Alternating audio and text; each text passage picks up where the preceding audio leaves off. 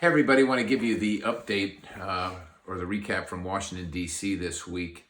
So the House held two major votes this week, and that's what we're going to talk about. Of course, the bill to fund the government through, which is through December 11th. As you might or might not know, the federal government's fiscal year ends at the end of September. So if we don't fund it beyond that, we go into essentially a partial or a complete shutdown. So we did what's called a continuing resolution, which continues current funding until the time of the expiration of the continuing resolution. And this, what we call a CR, goes to the middle of December, December 11th, I think, December 11th, which is not great because it means A, we haven't come to an agreement, and B, we've decided we will fund the government until December, right before Christmas, and then have another bill to do the same thing or some agreement.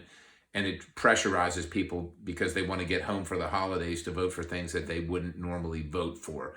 So, but that's what we did. So the government is funded until that time, and on or before December 11th, we'll have to revisit federal funding for the remainder of the fiscal year until the end of September 2021. The other thing we did was we continued the FAST Act, or Transportation and Infrastructure Funding. That also expired at the end of the month, and without a new bill, we've had 2 years to complete one. We waited till this summer to do anything, quite honestly, and when we did, that was the bill that I already talked to you about, that after we had it in committee, after many days of marking it up, deciding what was in it, what was not in it, after that period of time, they added another $1 trillion to the bill, and I think 1,400 pages of language. So it was not really a serious attempt at anything. It was essentially the Green New Deal and a transportation bill with rural broadband cable included in it. So it was a partisan vote. Republicans generally voted against it. Democrats generally voted for it. It's not going anywhere in the Senate. We need to continue transportation funding. That's why there was an extension of the transportation funding for the rest of the year. So hopefully after the election, we can come to some agreement on long-term transportation and infrastructure funding, including rural broadband cable and things that are great for our economy and our community. So that was the one major thing. And just as a matter of process, I need to tell you that we waited all day for votes on that, and then we were told that there would be no vote that day on the continuing resolution, or the CR. And then the vote did occur. It was announced, and members were given half an hour to look at the new legislation. So there were many no votes on that. If nothing else, just for process, we want time to read the bill. We think that's a minimum standard. It is a minimum standard in the rules. They just suspended the rules and said we're not gonna give you time to read it, vote, and so that's what happened with the continuing resolution. The other bill was HR 4447, the Clean Economy, Jobs, and Innovation Act. So I just want to highlight this one for you. This was essentially the Green New Deal again, but in an energy bill as opposed to a transportation bill.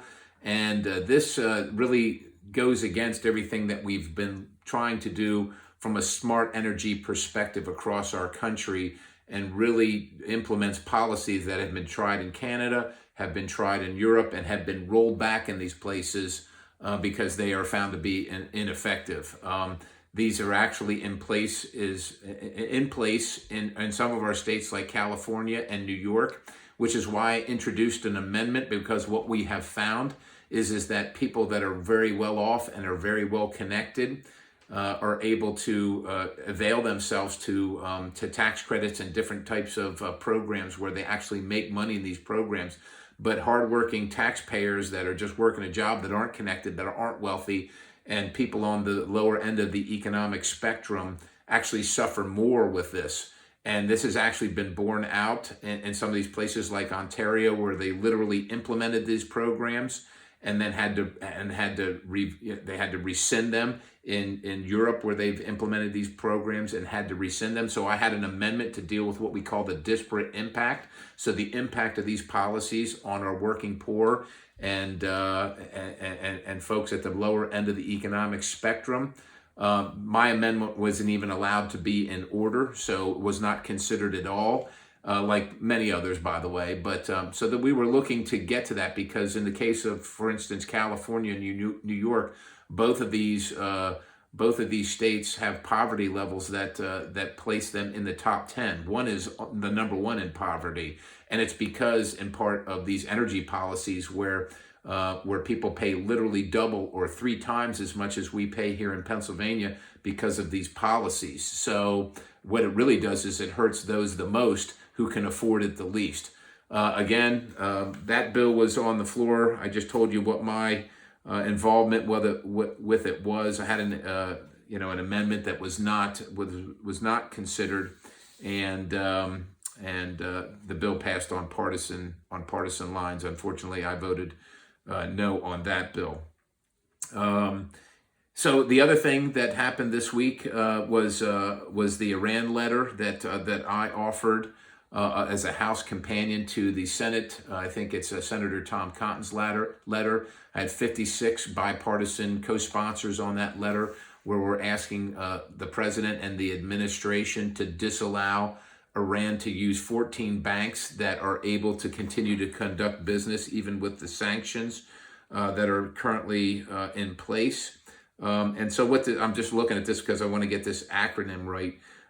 14 Iranian banks remain open and connected through the Society for Worldwide Interbank Financial Telecommunications, or SWIFT, messaging network, which allows them access to global financial systems and the ability to sidestep the current sanctions to fund their nefarious activities. So we want the president and the administration to disallow them access to those SWIFT financial institution-bound opportunities, and we think we have absolutely every right to do that, and we continue to apply pressure to Iran, who is maligning its activities. I know there will be some that say that, well, if we would have just stayed in the JCPOA, this would all have happened. I would just remind everybody that Iran was in violation of the JCPOA before the United States decided to pull out of it for numerous reasons. Some of those reasons, I'll give you some examples. They continue to use and produce heavy water in their heavy water reactor. There is no reason to do that other than weapons research and production. They also violated the centrifuge production and operation that they had, and again, there's no rationale to do that other than for weapons grade production of nuclear material and research. There's a couple other. Well, they wouldn't allow inspection of sites under the IAEA, which has sought to inspect those sites. So there's another violation.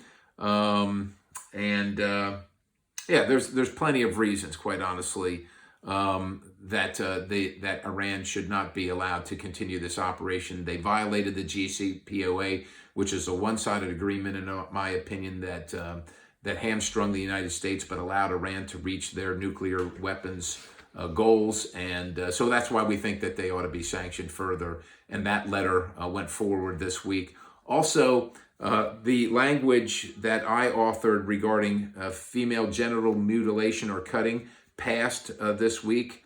My legislation, H.R. 3583, and that language passed, which is, I think, a great accomplishment and a great message that we send to the world and to our ladies in the United States of America. Among other things, I want you to know that 500,000 young girls and women in the United States are at risk or have already had this practice performed on them, and that's from the CDC. So that's not Scott Perry saying that. That's the Center for Disease Control in the United States of America. So we're happy that the bill passed, and we would like to see action in the Senate and, of course, a signature from the president. Just know that we will continue, and I will continue to work relentlessly to forward this conversation and make sure that this barbaric practice doesn't continue in the United States and is not allowed to progress and become more prevalent. So that's the update or the recap for the week in Washington, D.C. We'll be back in next week. There'll be a list and a series of bills, and we'll update you on them as well. And so in the meantime, I hope you are healthy, safe, and well. And until I talk to you again, God bless you.